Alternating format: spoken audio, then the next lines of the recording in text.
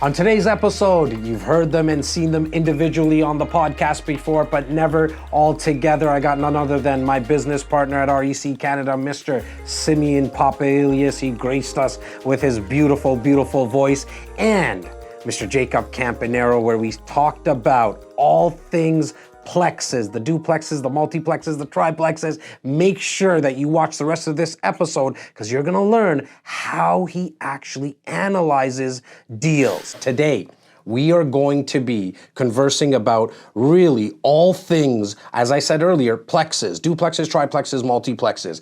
We do a lot of new builds here at REC Canada, but as always, during the week, people call us and they're like, well, we thought you only did new builds. But we have 54 agents on our team. That's seamless. And big shout out to Mr. Bobby Pume, Director of Team Operations, helps organize the process when a new insider, a new REC insider comes into our world and they're looking for more than just new builds. I mean, guys, we're not here, as the kids say, we're not here to flex. We're not here to impress you.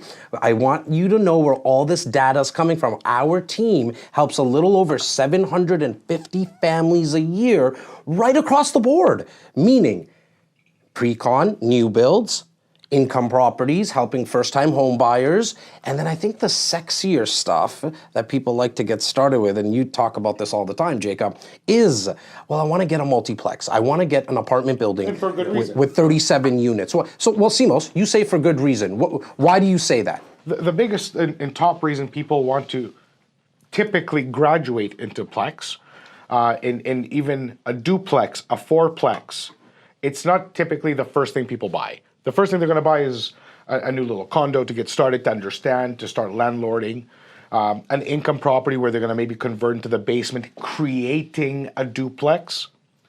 But then once they see the cash flow and the advantage of the duplex, it comes the conversation, well, what if I had 8 under the same roof? What if I had 6 under the same roof? And that's where we created the multifamily division within our organization, which is headlined by Jacob, and that's why he's here to give us some anecdotal evidence of what's happening on the street with live examples right now. Like Carlton is online right now. He's in a deal right now. What does that mean? Yeah. So why did Carlton and Mary want to do this? So we can speak specifically to Carlton's case, which is literally 90% exact same reasons behind it, like every other client who wants to go in. And I want to pass the mic to this brilliant young man who runs our commercial division in my personal book of commercial business, mind you, Jacob. So Jacob, tell us exactly, and we don't even need to say again, Carlton, we gave you enough shout-outs today, but it's starting to get weird. I don't want to tell people your business. Let's talk about, let's create a template as to what that person looks like, because they're all literally hairs apart as far as their motivations and what they're looking for. So what are they looking for? Yeah, thanks for the intro. I think we all see it, right? Coming in the door, and there's many different lead intake engines we have. But most of them do land on my desk to look at and to analyze. We see the same type of investor coming in the door, right? And they're all coming from, I want to say, different education points, right?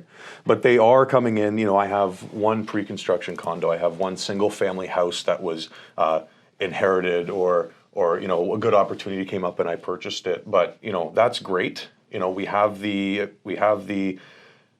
it's covering itself, it's appreciating well, but now let's substitute income, right? I want to start slowing down is typically the first conversation. So we see actually an age may be tied to this too. We're seeing those late 40s into late 50s where people are saying like, I'm tired of the rat race.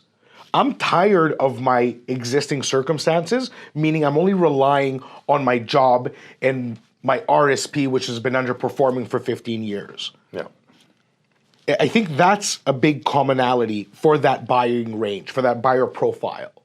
So if anybody resonates with this, they need to understand that you do have options. These deals do exist, and you can replace your income with real estate a lot easier than you may think. Mm-hmm. Now, Jacob, I what I hear a lot of when people come into my world is one of the main reasons they want to get into multiplexes, even more than the duplexes and the triplexes, is from a financing perspective. Can you touch on the difference when you get into multiplexes? What's the difference when it comes to financing? Well, yeah, just bringing it back just slightly to what Simeon said, because we can tie this in. The intake does go exactly like that. It's what's the reasoning, and I'll get to the financing. It all ties in here, but how old are you? How many kids do you have? Where are you in your life? Right? Is this to substitute income, or is this to build generational wealth? Not to say one or the other isn't going to do both, but what are we focusing on right now for the first property? That's right. That's right. And that's what is so important, rather than how much cash do you have. Because that's what's going to drive what market you go into. Exactly. So if you're looking to generate, like off the bat, your goal is to create generational wealth, you need to go into a very hot market with high appreciation, low cash flow. Because it's going to grow. There's a reason it's priced that way. Toronto, for example, right? And the exact polar opposite goes for the couple, for the buyer who's looking to replace income. Yeah. They need to go to a tertiary market where you can buy at a bigger cap rate, meaning that your cash on cash return is cash flow based, not appreciation based. You got it. And now you can take.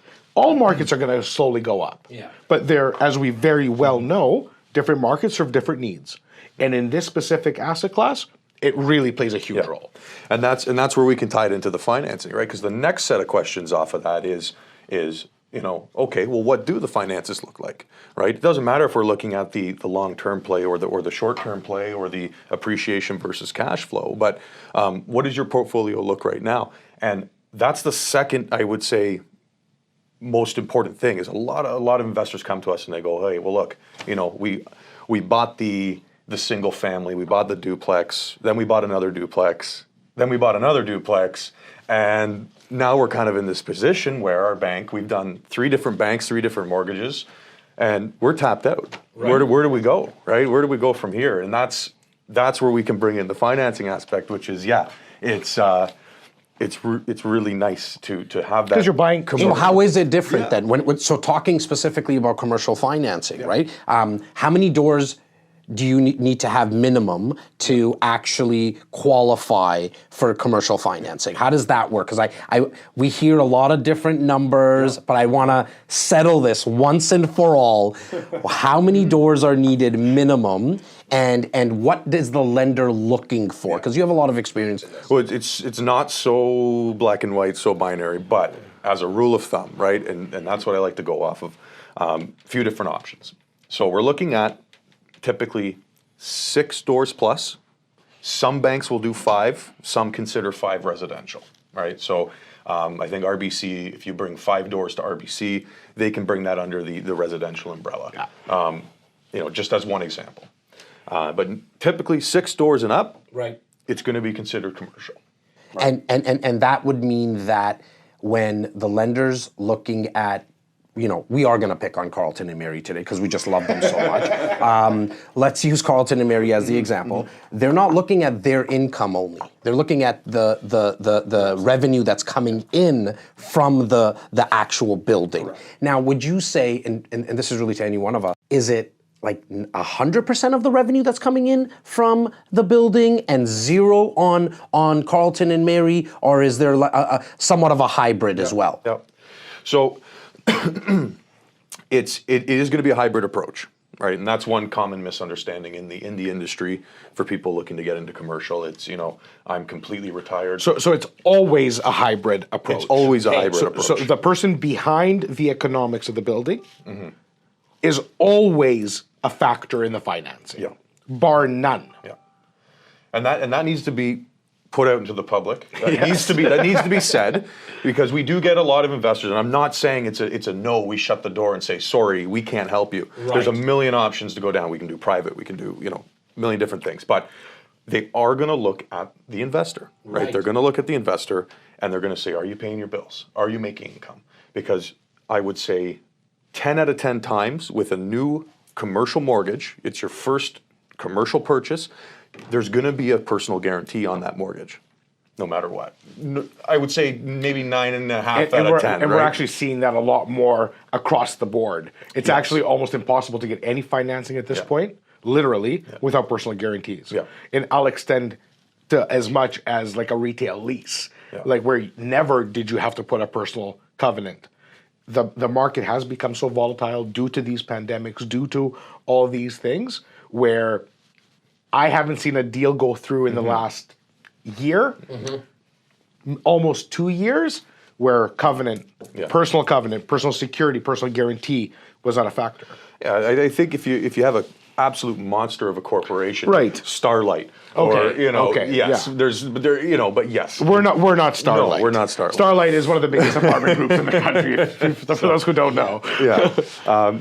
So yeah, but it's what's nice about it, and I spoke with Austin Mulder about this on my podcast just the other day. Right. But we were saying it's nice to know, because when you're buying commercial, yes, you are doing the personal covenant, but the bank is going to do the due diligence for you. And I know, Simeon, we talk about this all the time, but you're coming in, every stitch of due diligence material, so the leases, the building condition reports, the expense reports, you're going to want to see that, but the bank is also going to see it, right? So at the end of the day, it's nice to see that, hey, is the bank going to give me the mortgage on the building? Because they're putting their faith and their trust in the asset, That's right. not in the owner.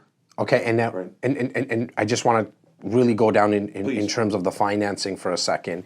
Is it always a minimum of 25% down when you're 6 stores and above? Can we get some financing for multiplexes with 20%, or is it more than that at times?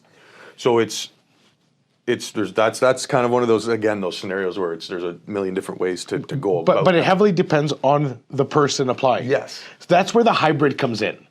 There is no, these are the rules and this is what it is. Because the banks are competitive. Right. The banks want your business. They're not in the business of lending for not lending money. So when people are like, oh, the banks are giving me a tough time. It's not the bank, bro. It's you. And it's your deal that doesn't make sense. Yeah.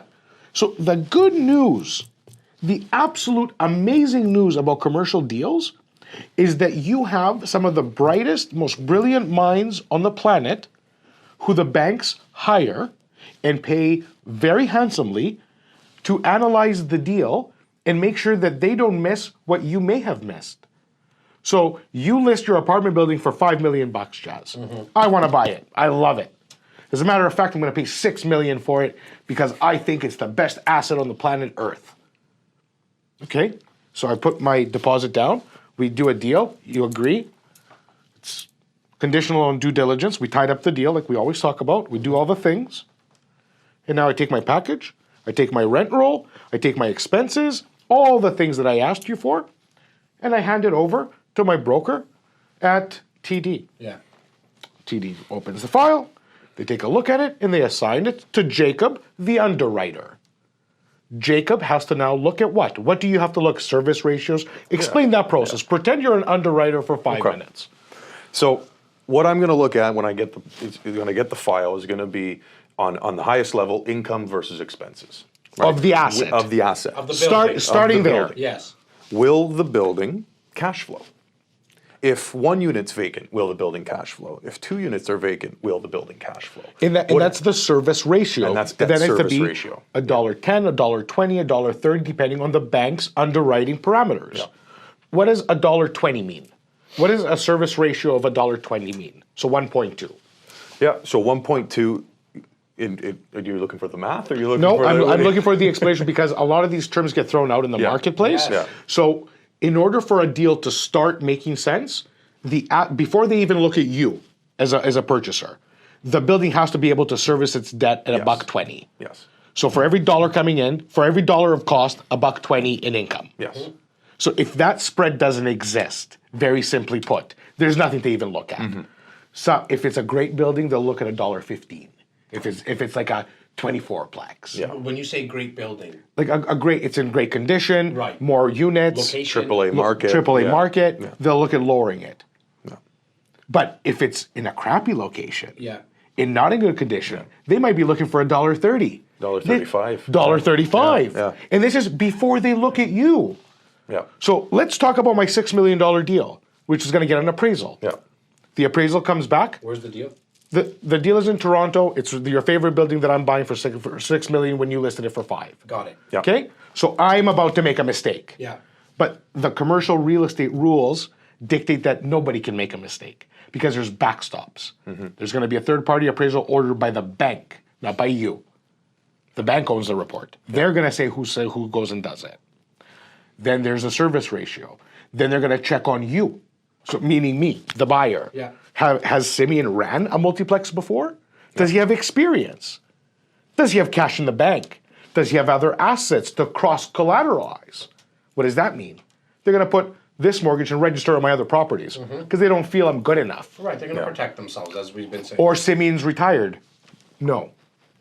It's that simple. Yeah. Because we don't have enough faith in you. Right. Yeah. So if the bank doesn't have faith in you, and I can't do the deal, now you as a seller are protected to not sell to somebody who can't close. Me as a buyer can protect myself from overpaying for an asset that the value is not there. Commercial real estate changes people because it allows for a lot less error, and it allows for risk mitigation, and it allows guys like Jacob to be able to gauge and match different strengths in investors to the right properties in the market. And what I want to say, Simeon, is it is important to do your due diligence up front, right? Because you don't want to spend, and this is something we can note as well, you don't want to spend $3,000 on an appraisal. Or 25,000 environmental. Or 25,000 on an environmental, or even another 3,000, 2,500 on a building condition analysis, right? So you don't want to be going, Wild West out here and trying to buy up everything because you think it makes sense and going, well, don't worry, the bank's going to sort it out for me. I don't need to do anything. Let's just submit. So it is important to do that. And Mary and Carlton will know. One of the first things we talked about was I gave them my cash flow breakdown, and I said, look, this is the debt service ratio, right? Starting point. So we're going to go through everything I send you guys, everything you look at on your own, put it into this spread chart: income, expenses, potential mortgage, and your debt service, right?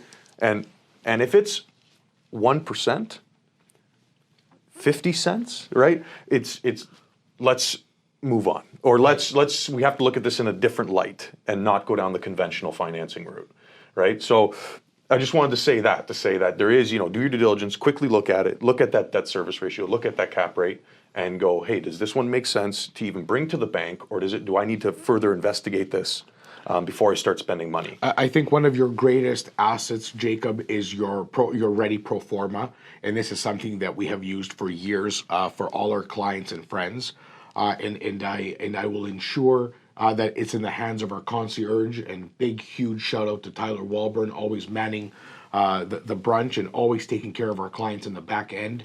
Tyler, Jacob will supply you with our templated pro forma, which every single one of the people on this show can use at any given time to run the quick math. It is not to be used to make a decision, but it is to be used to quickly qualify a property. Correct. It's another tool and another resource. It's a perfect little template where they can run the numbers, see if they're onto something or not. Send an email to info@reccanada.com. Subject, just throw it in the subject line, Proforma. And we Jacob's know. Yeah, genius. Jacob's Proforma. Just put Proforma, whatever you like, and we'll make sure that we get that over to you in the next a few days.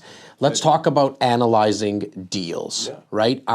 We always talk about the importance of making sure that you work with a professional. However, REC has never said that you have to work with us. We think we're good. We think we can handle this. We have divisions right across our whole organization. However, we want to equip you to do this on your own.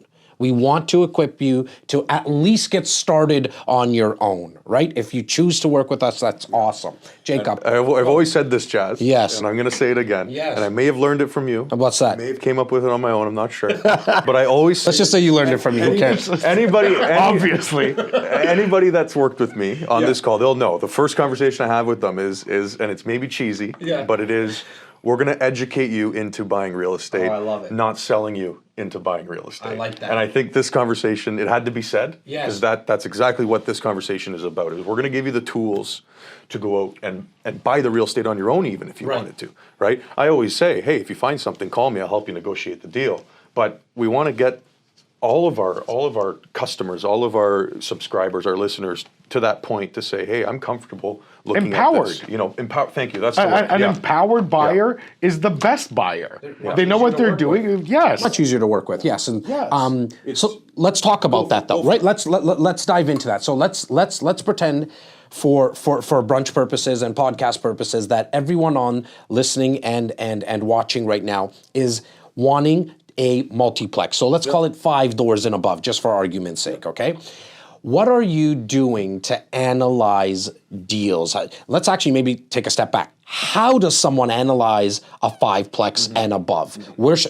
Take us down that path, Jacob. Yeah, sure. And Simeon, pop in anytime you want if I miss something. But I'll run you through my system when I'm looking for a deal personally. Because everybody's going to have their own little systems. But this is what I do when I'm looking for a deal. So, okay, let's say I'm on MLS, right? Just going through MLS, let's find the deal. So first thing is, I need to know what is the best asset class, what is the best building type, and what am I personally looking to invest in, right? A very hot commodity, something I'm interested in as well, is purpose-built multifamilies, purpose-built multiplexes. So what does purpose-built mean? It means it was built and designed for the use of a rental building, right? Most of the time, it's going to be concrete construction, brick construction, flat roof, but it just means that the building was built that way. It runs a little bit more efficiently. Your renovation and maintenance cost is going to be a little lower depending on the age, but it's a solid building. So that's personally that's what turns me on. That's what I like. So I'll go through MLS and I'll find these buildings. Okay, there's 5 of these buildings. Grab it, I'm going to get the pro forma or the income and expenses from that building. Very, very first step, right? So that should be the rental income, okay? And it should be the expenses. So expenses are going to be hydro, water, gas. It's going to be your lawn maintenance, which is very important, and a lot of people leave that out.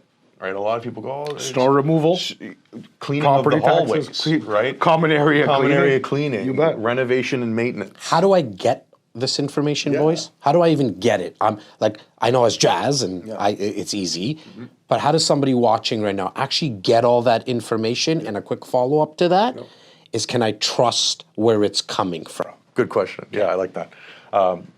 So you can get it very easily. You can just ask the owner or the listing agent, right?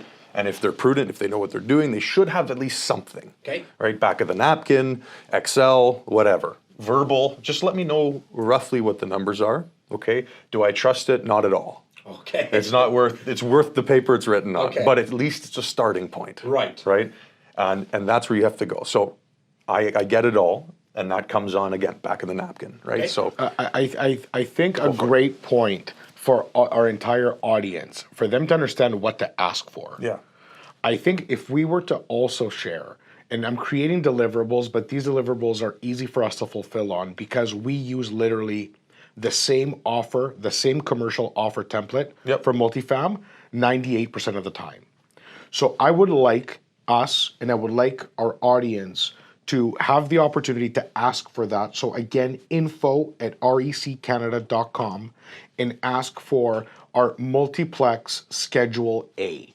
Yeah. The Schedule A is going to say, the purchaser promises to pay the rest of the balance, X. It's conditional on 30 days of due diligence, and then it has a paragraph that says deliverables by the seller. And this is where it says, because the napkin and the Excel are beautiful to do a quick run. Yeah. But when we make an offer and we're going to make financial monetary decisions on the data driven, it has to be, I want the property tax bills by the city for the last 2 years, the bills for the last 2 years, common area bills for the last 2 years, lawn maintenance contracts, snow removal contracts, capital repairs, meaning you told me you changed the roof. Where's the invoice? Yeah. Is there a warranty? You changed the mechanical. Show me the invoice, give me the warranty. Did your brother Steve come and do a couple wrenches and now I'm going to have to deal with an exploding boiler? No, thank you. Yeah. Where's the invoice? Where's the warranty? These are buildings. These are where people live. The liability is massive if you don't do things properly. This Schedule A will be the roadmap that every single person watching right now and we will supply that Schedule A, because all the things that you were asking about can literally be found in a matter of a 30-second read on page 1 of 4 in that schedule. Love it. Now, Simeon, Mike, something back to you here. So because we run into this all the time. What happens if the seller doesn't have that, right? And a lot of the time, I'm just saying, a lot of the time, we find these great off-market deals. These deals that are unsolicited, but we've knocked on the door, we've dropped the flyer in the mailbox, whatever it may be. So that guy wasn't prepared, or that girl wasn't prepared to sell the building, but they go, you know what? We are interested in selling the building, right? So And they have nothing. and they have absolutely nothing, right? So I don't want to deter people from those deals. It's just it's going to be a little bit more heavy lifting. Yeah. And you have to go out and verify it yourself now. yeah, so that's going to look like market comps for rental, right? What are the rental in the market? The owner should be able to provide you the lease agreements, right? Every owner should do that, or a tenant estoppel or tenant acknowledgement, which is going to be a one-page document that says I Signed by the tenant. By the tenant, yeah. I tenant pay this much a month. My deposit when I moved in was this much. I moved in on this date. And I own my fridge and dishwasher. So when I leave, I'm taking that with me. Oh, got it. Right? So it's basically just a summarized lease if you don't have a lease. And then we know that the landlord/owner is not bullshitting us. That's in terms it, of right? The rents. It's getting to the verification of everything. I right? love that. And, I love that. And just to bolster Simeon's point was, in the proforma, right? There's line items, right? In the proforma, we'll send everybody. There's line items. If you can't fill in one of those line items, go back to it, try to find it, right? You should be able to fill in every line item there, right? And even the mortgage line item.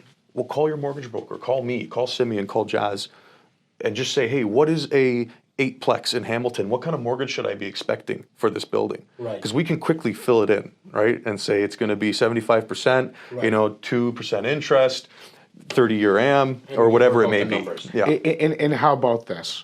This country is one of the leaders in organized real estate on planet Earth. Meaning, when I say organized real estate, even in the United States, you have an extremely fragmented MLS, meaning that everything happens in different ways in different parts of the country. In Canada, it's not. Yeah. In Canada, we have provincial jurisdictions of real estate, but we also have the Canadian jurisdiction overlooking the realtor.ca website that overlooks data. This is about data. When we do a deal in Hamilton, when we do a deal in Toronto, that's logged somewhere.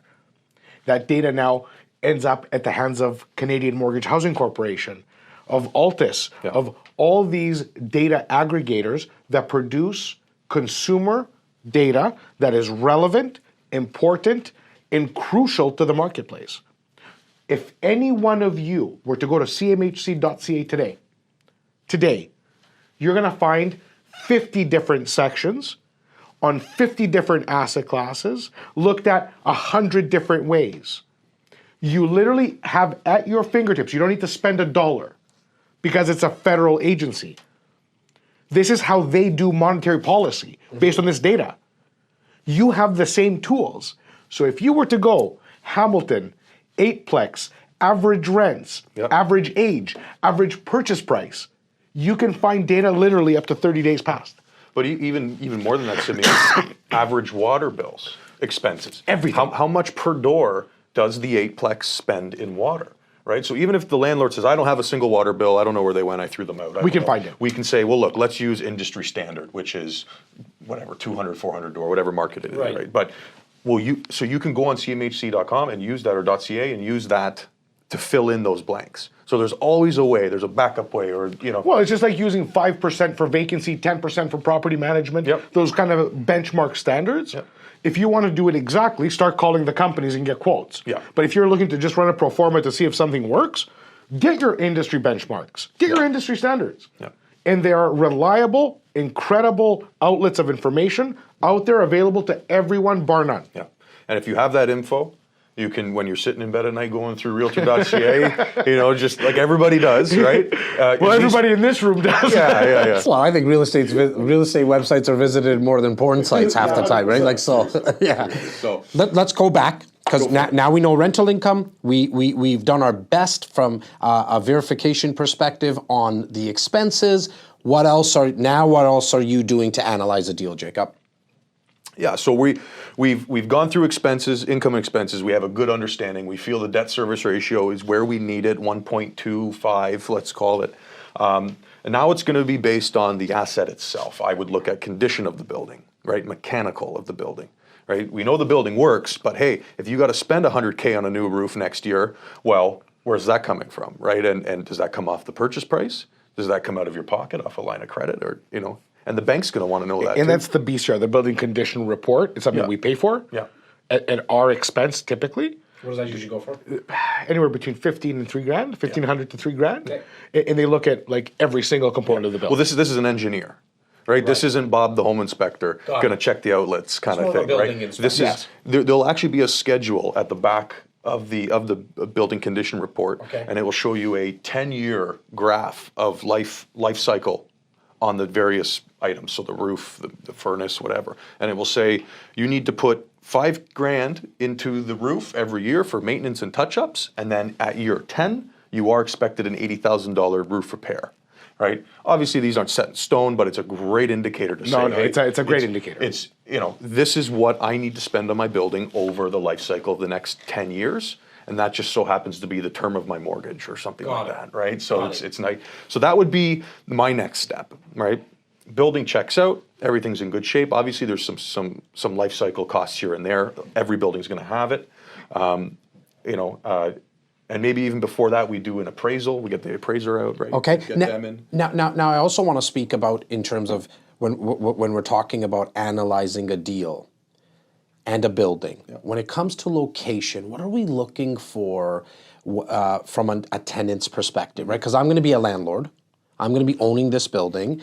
Am I looking at what's close, like what type of amenities are close by? Who's going to be my tenants? How do I actually do the due diligence Yeah, I on got a that? perfect case study for Okay, it. So, go. and I Let's was go. just speaking to Carlton about it last night. I know we keep Carlton! So, very new and upcoming listing, right? Okay. So, just doing my due diligence on it as the listing agent to fully understand the building. But it's a sixplex. It's on the Hamilton Mountain. Okay. Okay. Purpose built, brick and concrete, boiler system, individual hydrometers. So it's kind of that sweet spot for the investor. It's something that I always like to look for. Okay. But it's, one of the things that keeps coming up is, there's no parking. Right? There's not a stitch of parking on this building. And it's okay, so is that a negative? Well, this building's located on a main street, okay? It's down the road. It's a block away from one of the biggest hospitals in Hamilton. Okay. It's got a Shoppers Drug Mart up the street. It has a grocery store down the street. It has everything in the area. So knowing that and analyzing that and seeing that it's a walking friendly area, the walking score is through the roof. Okay. Parking's not my biggest concern Is there. there transit as well? There's Okay, so- right. There's a bus stop right outside the building. Like Okay,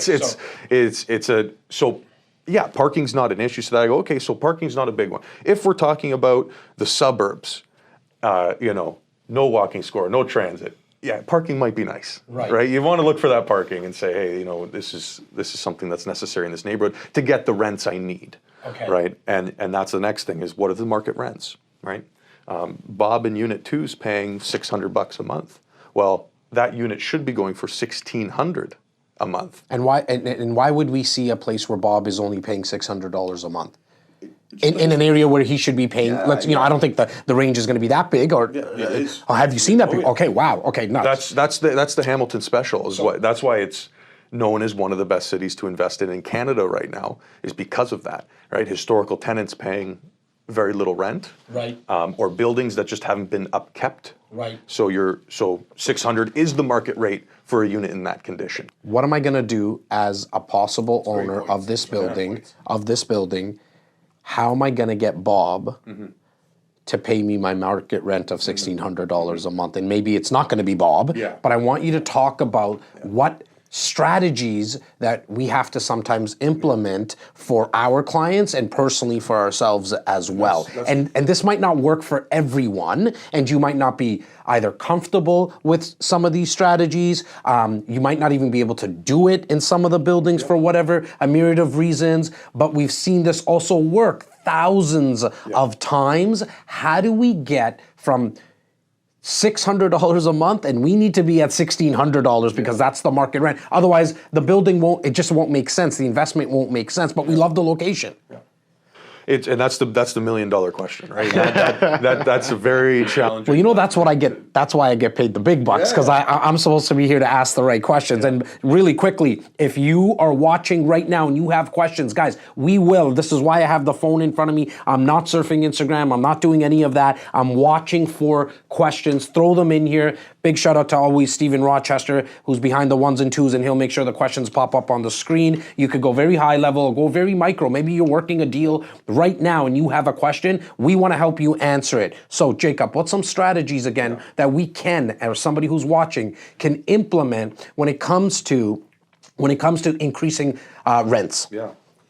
So in this example, we're talking about the BRRRR strategy, right? And the rehab strategy, or the fixer-upper, or whatever term you want to use for it, right? Where there's that big delta between market price. That's correct, yeah. So it's going to be an older property because it's old market rents. Yep. Right. It was neglected. It was left behind. Yep. And now we have to play catch-up. Yep. So it is part of the rehab strategy. Yeah. And that's where you implement those type of scenarios. What would be your go-to? And this is the investor, or potentially this is the investor that is looking to grow quickly and is looking for to put as little money in as possible. Now I know that's every investor, but you know these are the aggressive ones that want to scale. They want 4 or 5 buildings a year, and they want to keep moving, or 2 buildings a year and keep moving, right? So strategies, and again, $1 million question, because if you know how to do it, you're going to be very, very well off in this real estate market. But it's you know, everybody's heard cash for keys, right? And I would say that's probably your number one approach. But you know what, Jacob? In all fairness to a lot of people, Maybe they haven't heard. They haven't heard of cash for keys, man. It sounds like a car deal or something, right? We're definitely in a real estate bubble here in this room. What is cash for keys? What is that strategy? Yeah. So cash for keys at the core is you're going to approach and offer the tenant money. You're going to pay someone to You're going to pay somebody. I don't know how sensitive I need to be around this issue, right? Look, these are our Let's be politically correct. We're not on national TV or anything. They can't censor us. I shouldn't say they can't, but 'cause I'm sure Zuckerberg can find a way. But we can, I really want to help people here, right? And that's really our job. And somebody's going to be looking at a deal with us. Yeah. And we're going to come across a deal where it is $600 a month for the 5 units. It's only giving us $3,000 worth of income, but it should be $5,000 worth of income, $6,000. So let's dive into it. Let's dive into it. So cash for keys, the paying a tenant to leave, right? But exactly like you said, we're here to help people.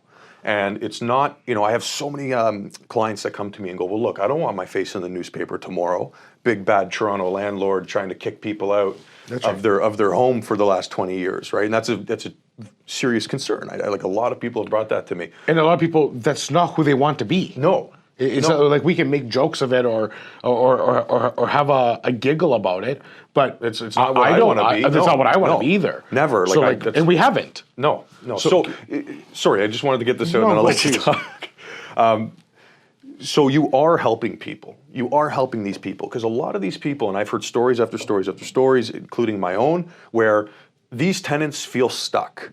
I don't want to live in this run-down, crappy unit, and the guy down the hall smokes 2 packs of cigarettes a day, and you know I got a child in my 1-bedroom apartment, right? They don't want to be in there, but you get stuck in these patterns, and this is a very common story we have with tenants, right? And I just don't even know what the first step is. This is the tenant talking, right? I don't even know what the first step is. Well, look, I'll tell you what the first step is. I'm going to pay your first and last month's rent, and I'm going to have my realtor help you find a new place to live, because this is not suitable for you and your kid.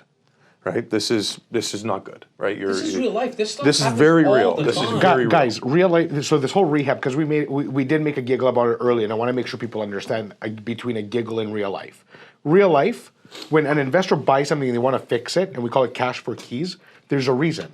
Yeah. The people living in there, nobody wants to live in a rundown apartment, and the reason why we've said 1 trillion times rent control does not work, because we've seen rent control all over the world fall on its face, is because now nobody's motivated to fix anything. So you're becoming a slum market. You're becoming a market of neglect and of everybody cutting corners to make it work. The landlord's going to cut corners. The tenant's going to cut corners. Nobody's going to fix the graffiti. Nobody's going to sweep the common areas. Yeah. Cockroaches are moving in, and et cetera, et cetera. That's how it evolves. That's what rent control produces. Yep. Not satisfied affordable homes. Yeah. We've seen The this. market and affordability are tied for other factors, but rent control for anybody who wants to have this conversation, I welcome it all day because I believe in it that firmly. Yeah. Other policy and government things can happen, but rent control hurts the market. We've seen it every single time. It's a Band-Aid. Now, our investors are talking about how do I get the tenant out? Yeah. It's not about how to get the tenant out, it's how to create wins. That's it. And what Jacob was talking about is, let me get you and your daughter out of this smoke-infested apartment Yeah. into something that can be affordable, that can work. And that's the only way they're going to leave. Yeah. They're not going to leave because you said so or because you gave them 10 grand. Yeah. You got to find a solution. Yeah, to bully people out or to just try to throw cash at is not the correct way to do it. Yeah, and I people think do that's that the out common- there. People do that out there. You don't have to be one of them. We're not. We've chose not to And I be. think that's the common misunderstanding. Exactly. And Yes, that's why I agree. people say, I don't want to be in the newspaper. And Yeah. you go, no. If you're going to be in the newspaper, it's because you're helping. That's a positive you're helping story. people, Exactly. right? Humanitarian comes in to help. That's right. You know, and maybe not that extreme, but yes. So my approach with this is always I reach out to these people in these buildings. Day one, I close on the building, knock on the doors. Hi, I'm Jake. I'm the new landlord. You know, this building has a lot of deficiencies. I'm sorry about that. You know, the old landlord, I'm coming in, I'm trying to fix this place up. To do that, you know, we really need to turn off the power, to turn off the water. Like, it's not going to be comfortable for you to live here, Jas. Right. And you know, I'm willing to help you find a new place, right?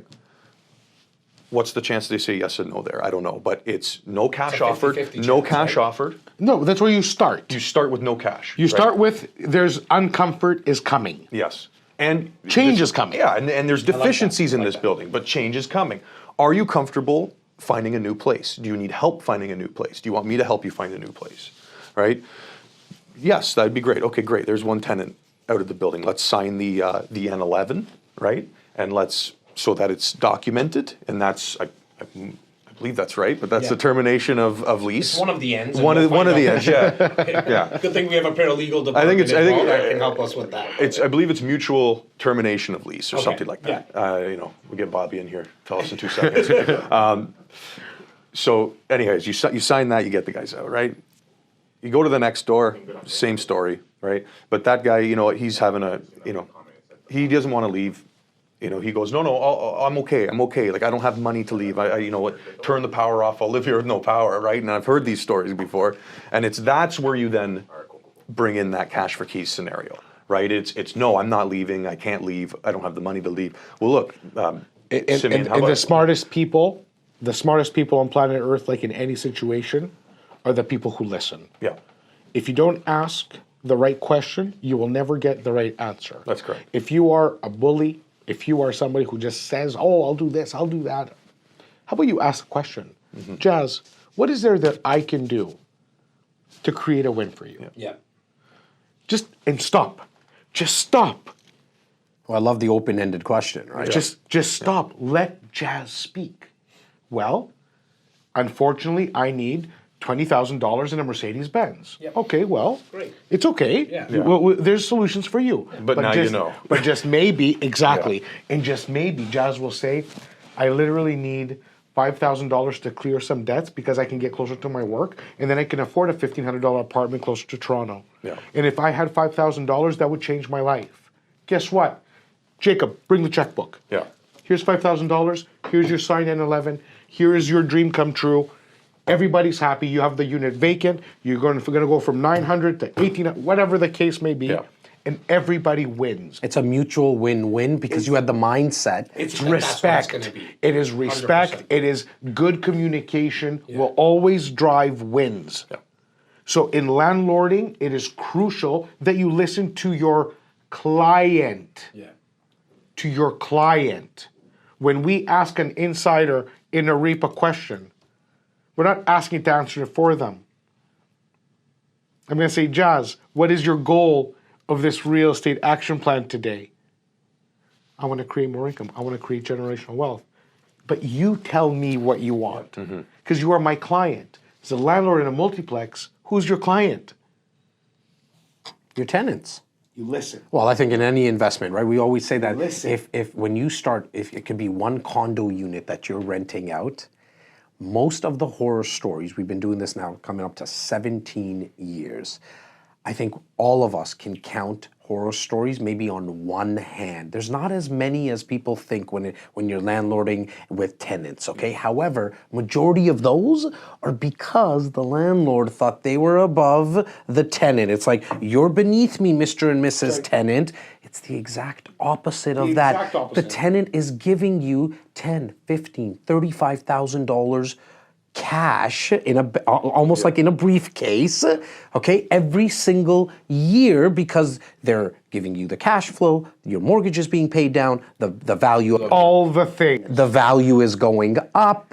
Be a little nice to them. And don't be cheap. Don't be cheap. Give them a $25, $45, $50 gift card to LCBO or Walmart. Help them with treat this like a business and understand from an investment perspective, stuff is gonna go wrong. There's, just like any other business like Shoppers Drug Mart, I mean, there's external theft, there's internal theft. They don't shut down the store. As I have seen owners create communities in their buildings. Yeah. So I have seen, just like I've seen the biggest pieces of garbage treat their tenants like trash and do all the grotesque things that you hear about in the papers, I've also seen owners do fundraisers across their buildings, meaning toy drives, Christmas trees, pumpkin giveaways, turkeys on Thanksgiving. Why wouldn't you? It's easier than ever before now, even if you're in Toronto and your building's in Hamilton and you don't want to take the whatever 30-minute, 40-minute drive. I understand that. Start a Facebook group. Yes. 123.com, 123, mainstreet.com. On Facebook, you just have a group. Hey guys, let's just stay in touch. It's like the old school neighborhood watch stuff. Like you're building that. Do it with your other friend investors. Yeah. So does Jas have 4 properties and I have 4 properties? Together we have 8? Yeah. Create a group. Yep. Drop off a couple turkeys and see what happens the next month. And how much easier is that than battling day in, day out with tenants?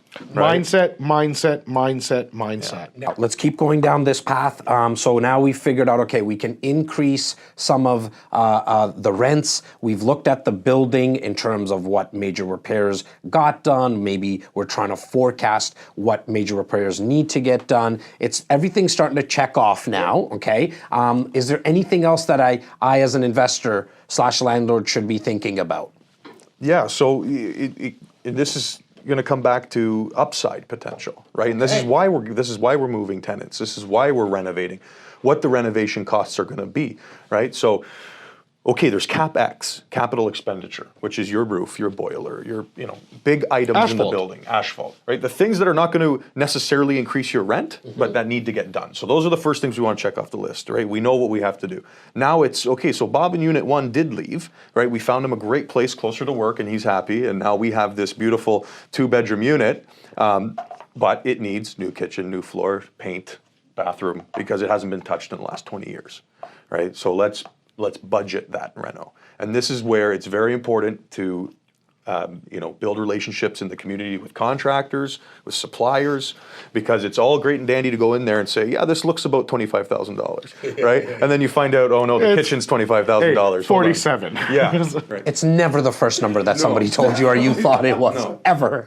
No, and you do it enough times, you can come in and go, okay, yeah, this is going to be about 40K, 50K, 60K a unit, but when your first one or second one or even third one, and I even do it, right? And every time I bring my contractor along, hey, quote it out, right? Quote it out for me. We got 8 units that look exactly like this. What's it going to cost me? 65 a unit? Okay, great.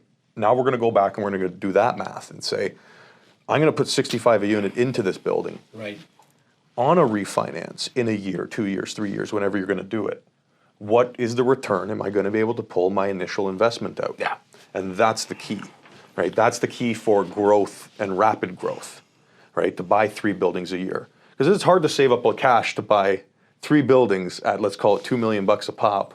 Well, unless your name's Simeon Papailias, it's very, very tough to do. I agree, and I love the strategy of fixing up the units and then refinancing, pulling out your cash and getting that tax-free, and you can do whatever you want with it. We obviously suggest getting more properties to build out that portfolio. What about like property management?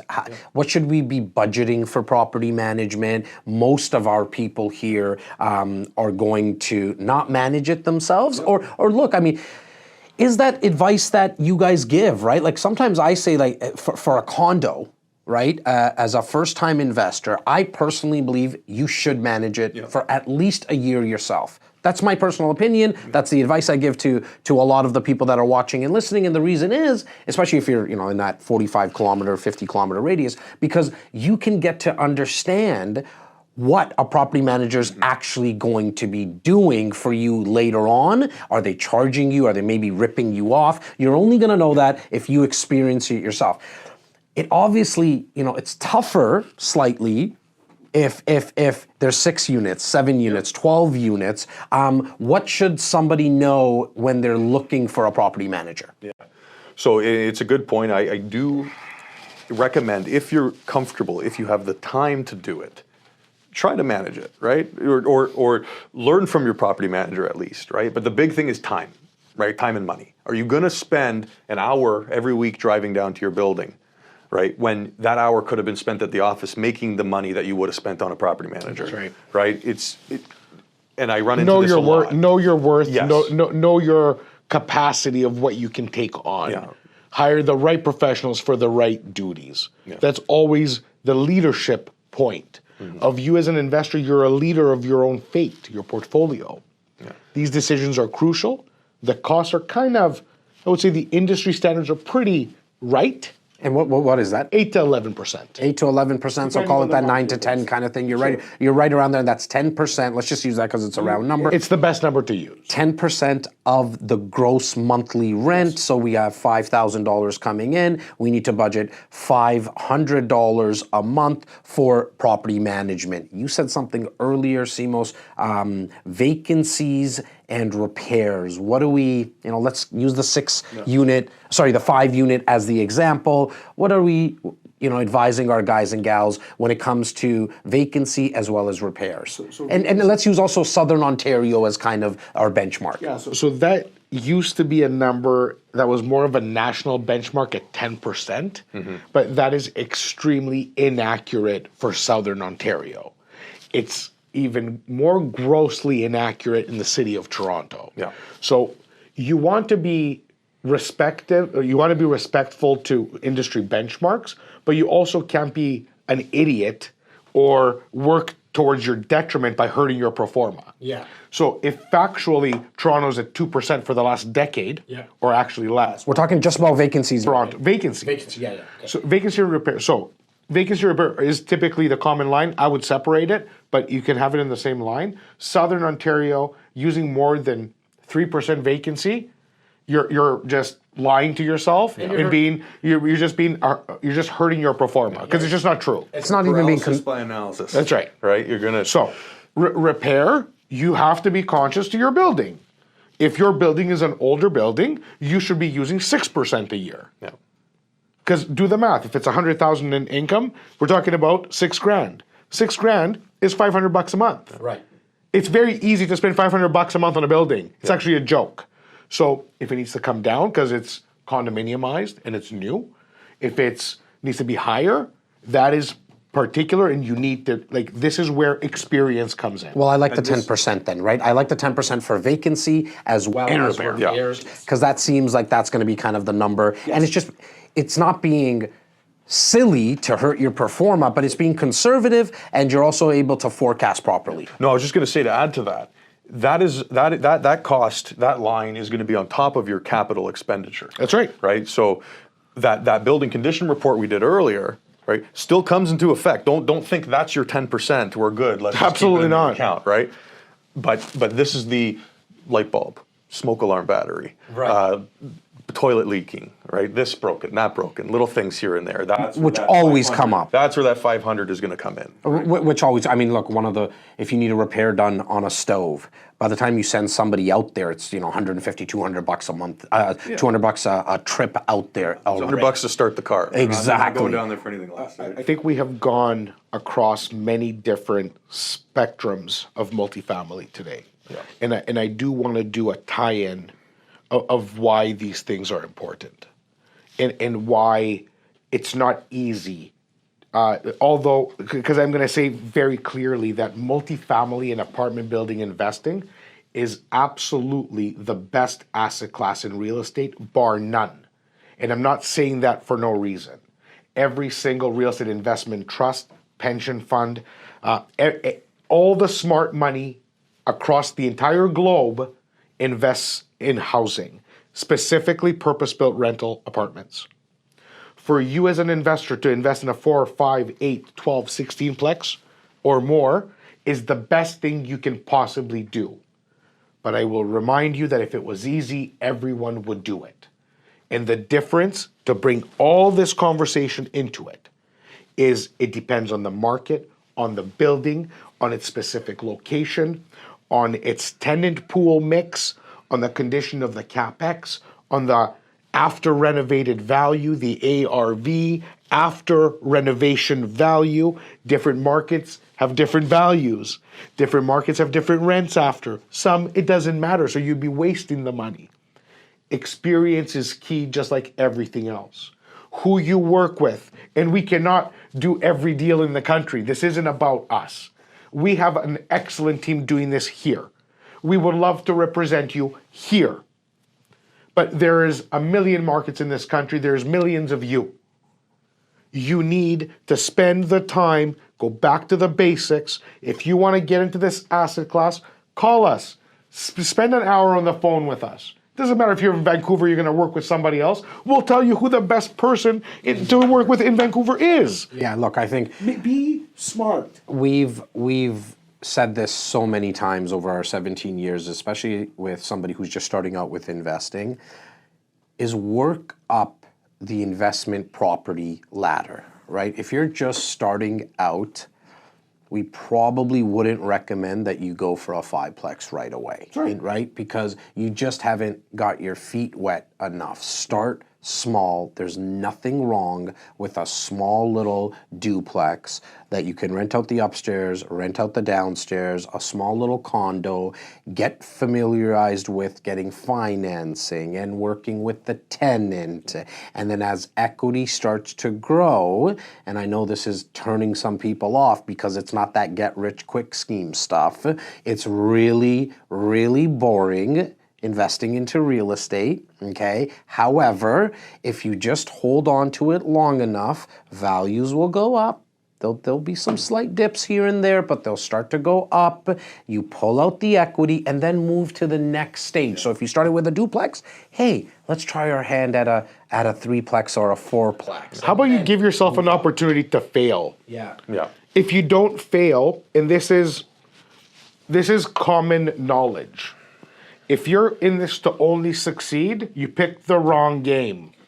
Yeah, but Simos, I mean, just to your point, how would somebody really even fail in real estate, right? Pick the wrong tenant. I want you to. Yeah.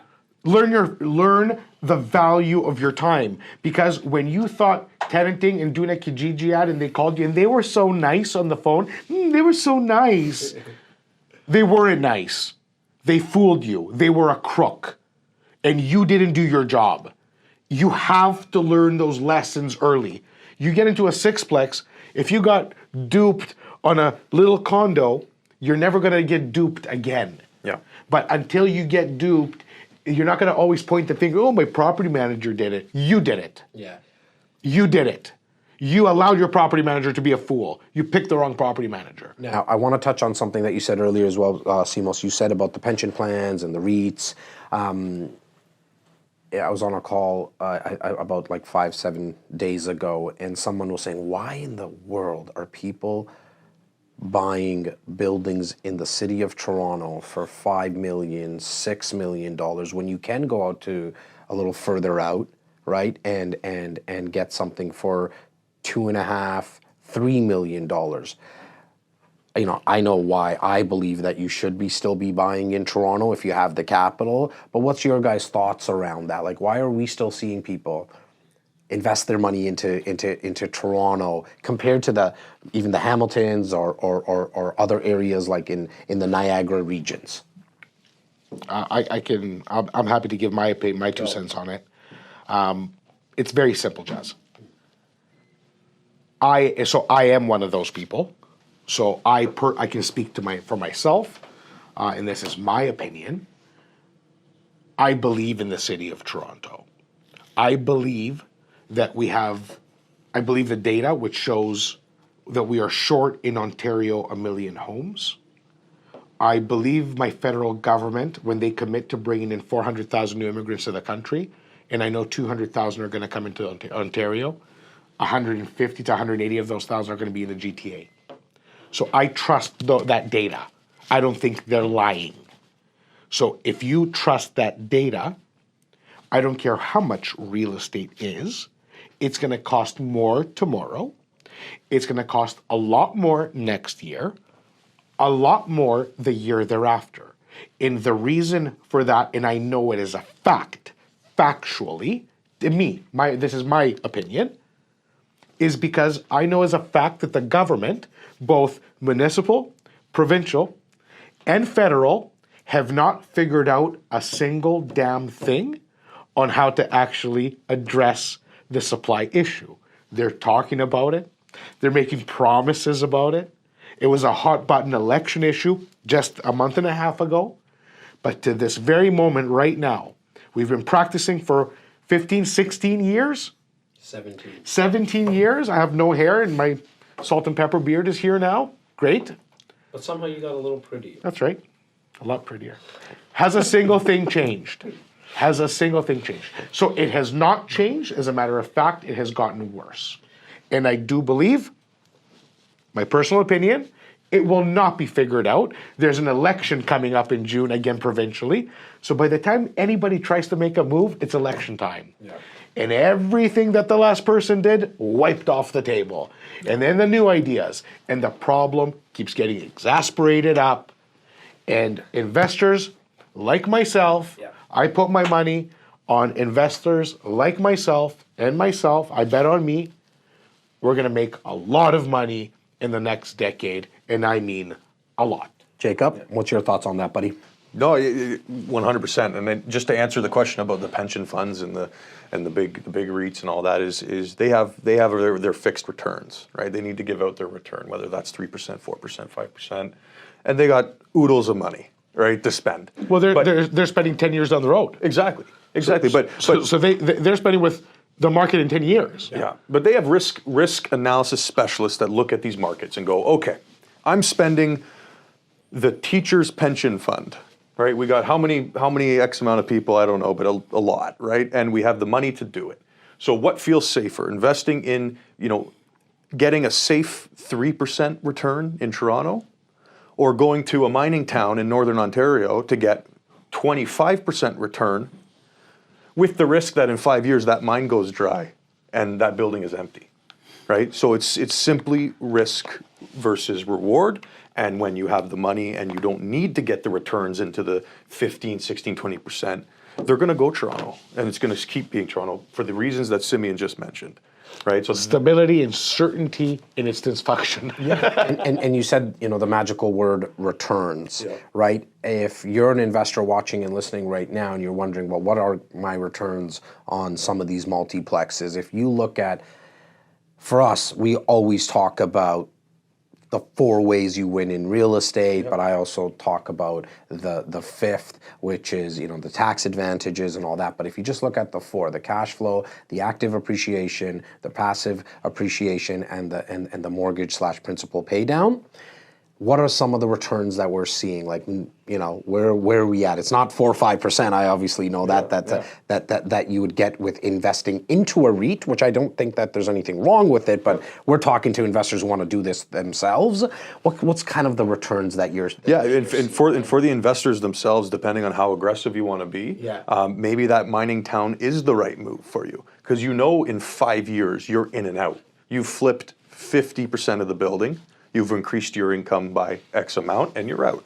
So what we're seeing, and at least what I've done on my recent deals and some of our clients, is we're looking at the 4 ways to win, returns of easy 25% plus. Yeah. I would say minimum 25%. And I like that you said minimum, because if it goes into the 16s and the teens and the 17s, I think there's other type of investments that you can buy, you can look at, right? But I'm turnkey. 100%, right? Just buy that fully renovated building, and you know you're not going to spend $100K on the roof, or you know you don't have to do cash for keys for your tenants.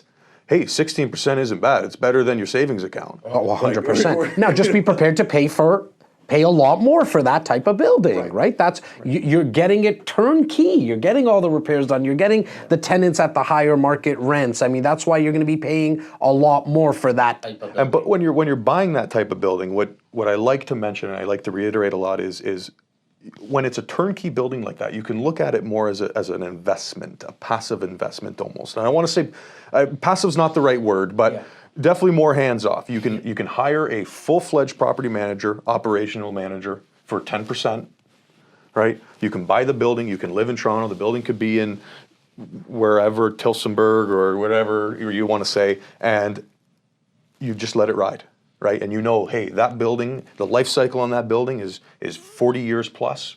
I got a CMHC mortgage that's in there for 40 years. With a 10-year fixed term. In 10 years, I'll look at it again and go, where am I at with this? Does it make sense to sell and put another $2 million in my pocket? $5 million with the way the market's going now? Or do I just keep riding it out for another 40 years, right? And that's, so it's, because we spoke a lot about the BRRRR strategy and the fixer-upper type, so I wanted to mention that as well, that there's no bad investment. It's just all dependent on your situation. Yeah, and what you're looking at. And that's what the REIPs offer. The real estate action plan that I REC Canada coined. We've been doing this for years. A lot of people who are watching live right now, but there's thousands who are watching the recording that you haven't reached out, and there's no cost for this. It's a conversation with someone on our team to figure out what you're trying to accomplish. We'll sit down and see what options and ways that we might be able to help. Simo's put it out, we can't help everyone. And then from there, we'll go to the next step, and that might be, hey, we should sit down and do a very ultra passive investment, i.e. we can put you in touch with somebody who does private lending, land development deals. It could be a new build condo, it could be a resale condo, it could be a duplex, triplex, or a multiplex, and right up to really anything with about 25 to 30 doors. We can sit down with you to go through that process, and all you have to do is send an email to info@reccanada.com, subject line REAP. We couldn't make it any easier. When we were talking about values, I mean, one thing that came to mind is I just saw an image of gas in Florida. It's about $8, okay? And here right now, our regular gas here in Toronto, I think we're at about $1.50-ish. The one thing that a lot of people don't speak about, which is the silent killer, why we see values continue to grow up. It's a lot of what Simos was talking about, 400,000 people coming, 200,000 of them are going to come into the GTA. We don't have supply. Like, we've said this and we talk about it a lot. But the one thing that really guarantees you success in real estate, guys, is the fact that the silent killer is a simple word called inflation. And that's the reason that the dollar store is no longer the dollar store, it's the $2 store. But let me add something. It's not just real estate. It's the beginning of time. It's only commodities that can actually protect you from inflation, whether it's gold, whether it's real estate, whether it's copper, whether it's whatever it is you believe in. Bitcoin? No comment? Absolutely no comment, and absolutely not. Go. That is no, not Bitcoin. Go. Gold, real estate, commodities that have protected wealth since the beginning of time. I'm talking about the Romans and the Greeks. Since property ownership existed, is the only asset, is the only investment strategy that can protect from inflation. And in hyperinflation, even that can be at risk.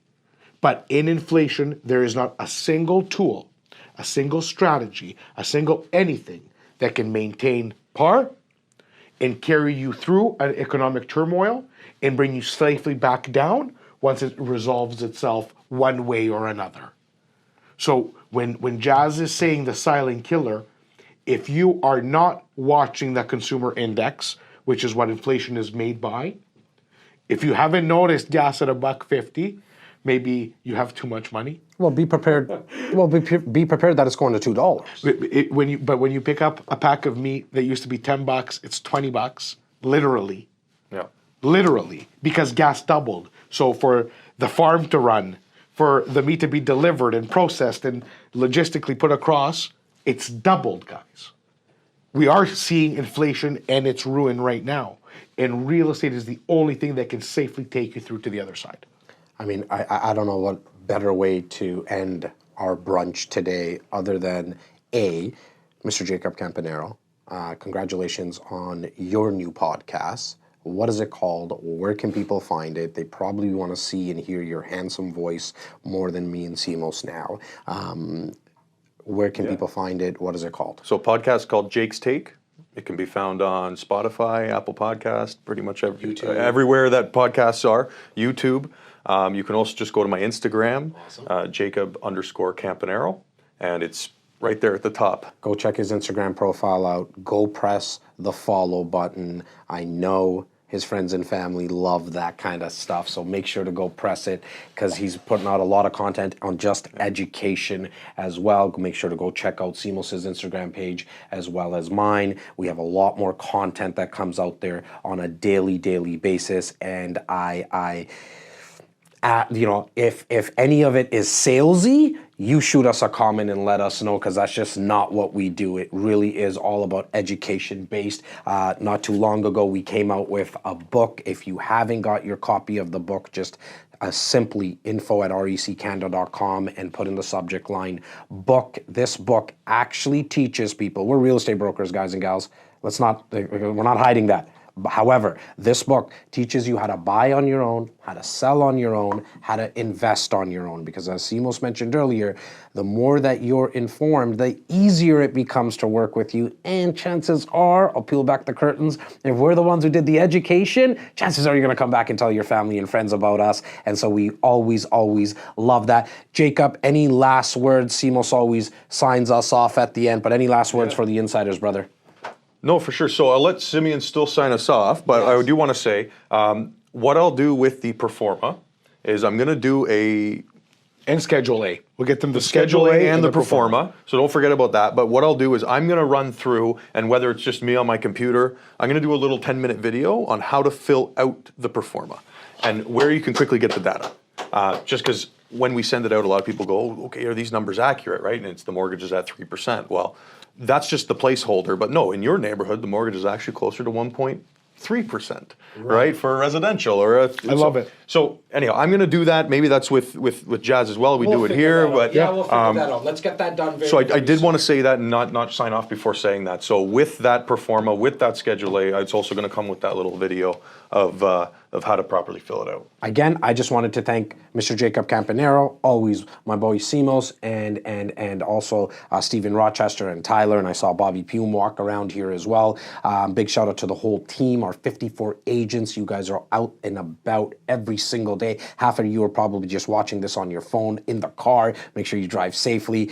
For me, have a very, very, very, very safe weekend. Simos, do your thing, brother. I want to just quickly acknowledge, because I wanted to do this in the beginning, we had almost 24 of our insiders actually firm up on their deals. Big shout out to Art, Anna, Donna, Lori, Zachary, John, Christina. Always, she's an Air Canada captain, and every time I speak to her, I just think of what her life is like and just flying around everywhere. So God bless you, Christina. Catch me if you can. That's right. That's right. Brent Phillips out on the West Coast. Anyways, I want to thank all the insiders for putting their faith in us, for trusting us. We're honored and humbled to represent you always. I want to just say again what Jas said. Everybody have a wonderful, safe weekend. It's beautiful fall weather out there. Enjoy yourselves, and we'll see you in just a couple weeks.